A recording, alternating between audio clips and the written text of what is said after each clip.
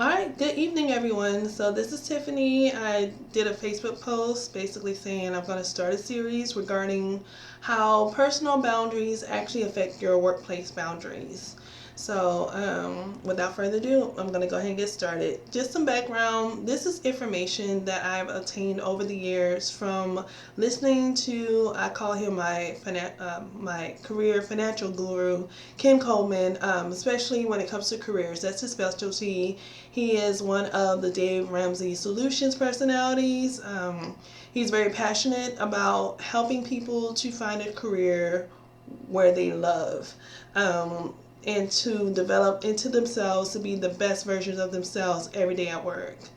So he has a lot of information. He's very encouraging, very informative, and very realistic as to what's going on with the world of work. So you can listen to him on iHeartRadio and YouTube, Ken Coleman Show. You can even listen to segments that he's done. So he's really good. So just letting you know, that's where a lot of my information comes from him. Also, reading a lot of HR articles, and there's other people that give us a lot of HR advice. Also, when it comes to boundaries, a lot of information I attained by reading the book called Boundaries by Dr. Cloud and Dr. Townsend is Christian based. A lot of good information to allow you to understand you even the more, and the boundaries that you have to understand that is going to be important to you in every area of your life. So that's just background.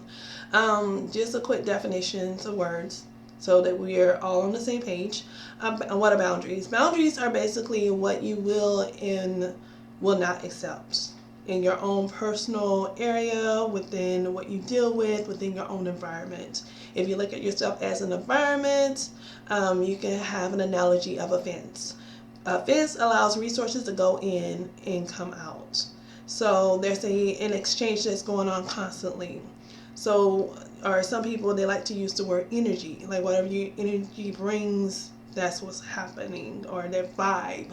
So you have those type of terminologies, but really what they're talking about is boundaries, what you allow it to be in your personal space, in your environment, who you allow to be in your area. So that's basically what it is. So the importance of boundaries, like I said, is allowing you to understand what you will and will not accept, what you will and will not do, what you will and will not tolerate. Personal boundaries comes with a lot of benefits. The one thing that you're able to do is protect your emotional well-being. You're able to protect your personal physical space. You are able to take care of the things that are important to you. And that actually dictates like where and how you spend your time. That feels correct to you. So boundaries are an individual issue. So no one's boundaries are the same. So my boundary is going to look different than someone else's boundary. And there's nothing wrong. We're individual people. We're allowed to do that. Also, boundaries allow you to separate your thoughts and feelings and needs from others. No one's able to tell you what you need. No one can tell me what I need. It's an individual thing that we deal with on different levels. Also, boundaries allow you to not feel guilty about or taking responsibility for the happiness of others. I'm happy because I'm happy. That's no one's responsibility but my own. And you should feel the same as for yourself. No one's responsible for your happiness but you. So you have that responsibility aspect. You have that accountability aspect of yourself dealing with boundaries. Also, boundaries allow you to choose which relationships you want to enrich and which relationship you want to let go. You're also able to protect your time with boundaries. Time is precious. You can't add to it, you can't take away. Time is time. You get to have a say as to how you spend your time, who you spend your time with, and what are you doing with your time. That's your own personal cup of tea, basically. You also get a strong sense of your own identity when you establish your own boundaries personally. It allows you to find yourself and be authentic with it. No apologies needed. You are being who you are. Also, boundaries get you to understand how important your needs are before you help someone else's with their needs. You can't pour out with the empty cup. So make sure your needs are taken care of first before you help anyone else's with their needs. Also, too, boundaries actually help with future conflicts. It's a proactive method. Instead of being reactive, you're being proactive. You establish your boundaries, you communicate those boundaries, and you adhere to your boundaries. And when you communicate your boundaries to others, do it in a respectful way so it can be received and honored. Also, too, having your own personal boundaries, you have a sense of independence where you get to choose which strong connections you want to have with whom. And once again, you get to choose which environments are not healthy for you, and you can just easily walk away without any sense of obligation to that person. So these are your personal boundaries we're referring to. Now, how does it help with the workplace? Well, like I stated earlier, your boundaries is basically allowing you to understand what you will and will not accept. And that applies to work. Now, I get we can only do so much, but just knowing within yourself what's good for you versus bad, it allows you to understand how important boundaries are in the workplace, because most of us spend most of our time at work. Okay, so workplace boundaries allows you to set limits on what you will accept and will not accept. And it also empowers you to work on your own terms. So I get that some people have to work in the office and you're not able to have anything to do with that, and that's fine. But when you're working in the office, you get to understand that if you're in a cubicle, your personal space when you're working and doing what you need to do needs to be acknowledged. It needs to be treated accordingly. You know, your time at work, that's supposed to be treated accordingly also. Even if you work from home, you know, you have a lot of advice out there saying like, oh, close the door. That is establishing a boundary, letting people in your household know that you're working when your door is closed.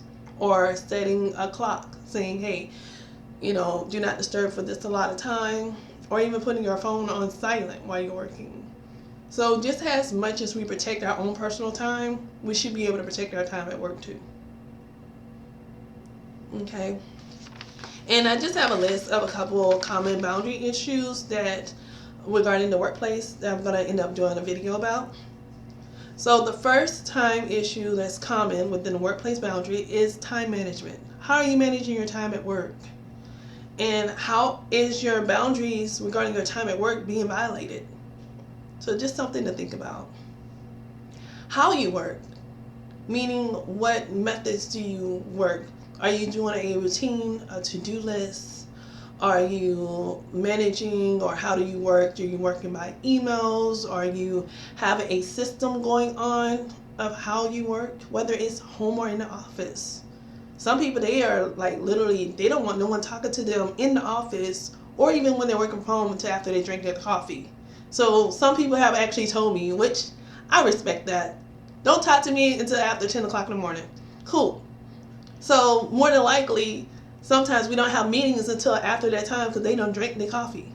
Some supervisors are okay with it, some are not. So those who don't have supervisors like that, I'm sorry. You're going to have to be an early bird, drinking coffee early in the morning, being a right mind before your first meeting. Sorry. And then another common boundary issue is privacy, involvement in sharing information. Are you oversharing at work? Is there any information to you that's not off limits? And what information is off limits? Do you really need to share that? If you do, is it uplifting your coworkers? Is it helping your supervisor out? Or is it just something that really doesn't need to be said? Or are you looking for attention? You know? And then also another common boundary issue at work, behavior. And sometimes we don't really have to look at the other person's behavior. Look at your own behavior. Because sometimes the way we behave, and our tone of voice, how we say things, causes a reaction from another person. Now, of course, people can react any way they choose to, and it may be inappropriate. But as long as you're not responding or acting in the way to cause a hostile work environment, then operate accordingly. So this is just basically a preview about what I'm going to talk about within the upcoming weeks. So Whenever, you know, I get the time and energy to upload it, I will. But just keep in mind. Keep in mind of your own personal boundaries and how it benefits you. And of course, if it benefits you in your own personal life, of course it's going to benefit your work life too. Alright, I hope that this video really gives you something to think about. And I will see you all the next time. Have a good night. Bye.